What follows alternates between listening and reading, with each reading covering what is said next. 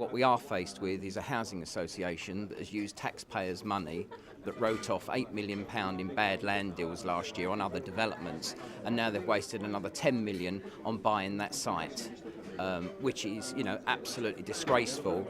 They've paid £20,000 of taxpayers' money in rent and rates on that. They're paying for the security, and it's the taxpayer that's paying. They are liars when they say it's not for sale, which I've just heard over here. They have had secret meetings. Simon Baxter has had meetings with the developers, and we challenged them to say that on camera. Everything that they have done has been against the local residents, who have signed a petition of 25,000 already into the council. Now, the council yesterday came out and told them to halt their planning application, because the council have told them that site must be used for leisure. Others, like Barrett's, Wimpey Homes, had the decency to walk away and realise you cannot build on that land. But London and Quadrant, the public purse with a patron of Prince Charles, will not walk away from that site. It is absolutely a disgusting waste of public money, and that's what the residents should be up in arms about. As I say, it's got cross-party support from the council. The residents don't want it, the MPs don't want it, the councillors don't want it. So what don't London and Quadrant get? They're not wanted on this piece of land. And I call upon the council to withdraw the support of London and Quadrant in their other developments in this borough.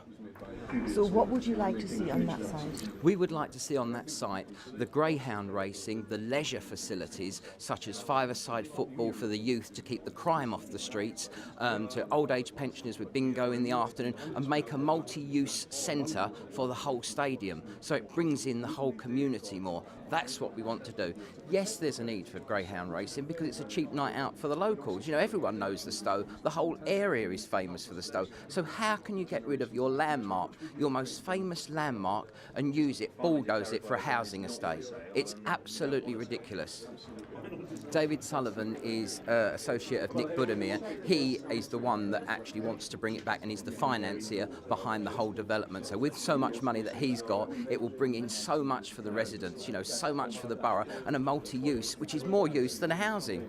You can't put no more traffic on the Crooked Billet roundabout. It's impossible. It's got to overcome 5 pieces of major legislation, and also it is viable for leisure. It's quite clearly stated on council policy.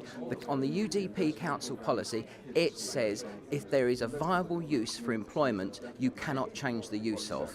And that's what we're asking the council to uphold. And indeed, they are upholding it now, which is absolutely fantastic. And we applaud the council of Waltham Forest. Our next step will be, we will block them planning all the way. We will hold, we're hoping now that London and Quadrant will do what the council's told them to do and halt this application. If they don't, we will fight it all the way. They will never get planning application on that land. It is ridiculous. It is destroying the local economy, and it's taken away people's livelihoods and jobs. So the Labour council has come out, John Macklin, the deputy leader of the council, has come out, and Matt Davis from the Tory council has come out and told them they will not get planning permission. But it's what the really important point is this is taxpayers' money. They've left that vacant for 18 months, which the taxpayer has paid. All the residents should be up in arms about what this London and Quadrant have done. What we do represent is the greyhound fraternity that obviously been racing there for the last 75 years. And as I say, it's part of the heritage of the borough. You can't just destroy the heritage for the sake of social housing. And the thing is that's really, really soul-destroying is the fact that a housing association that is taxpayers' money won't listen to the residents. It won't listen to the councillors. It won't listen to the MPs. So what the hell is this, this housing association all about? Because I think they should be taking away their charity status. And we're calling upon the government, and we will be putting in a complaint against the Charity Commission against them.